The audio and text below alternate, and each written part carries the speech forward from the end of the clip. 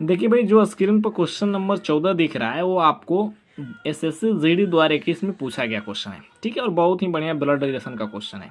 आइए इस क्वेश्चन को करके देखते हैं। ठीक, बोले कि यदि मेरी बहन की सास का इकलौता पुत्र देविका के पिता है तो देविका के दादा का मेरी बहन से क्या संबंध है भाई। देखिए यहाँ पर मैं हूँ, ठीक, मैं हूँ, थोड़ा सा ऊपर कर देते हैं भाई, यहाँ पर मैं हूँ, ठीक है, और ये मेरी बहन है कोई। ठीक है, क्वेश्चन को बार बार पढ़ते रहिए। बोल रहे कि मेरी बहन की सास का इकलौता पुत्र, बहन का यहाँ पर कोई सास है और सास का यहाँ पर इकलौता पुत्र है। हमें नहीं पता है, हम उसको इकलौता पुत्र ही लिख देते हैं। ठीक है, इकलौता पुत्र। ठीक है, देविका का पिता है, जो इकलौता पुत्र जिसको लिखे हैं ना वो देविका का ये पिता है, तो देविका को आप लिख दीजिए नीचे। ठीक है, यहाँ पर नहीं दिख रहा है तो हम थोड़ा सा इधर कर देते हैं भाई।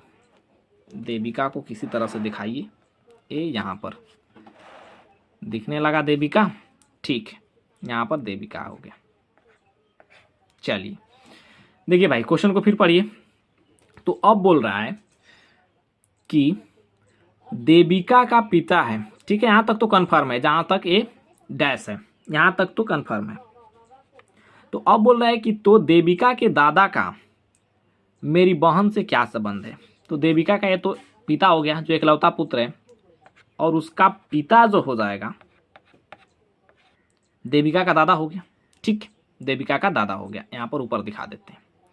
तो अब बोल रहा है कि देविका के दादा का मेरी बहन से क्या संबंध है। तो मेरी बहन से भाई इसका क्या संबंध है।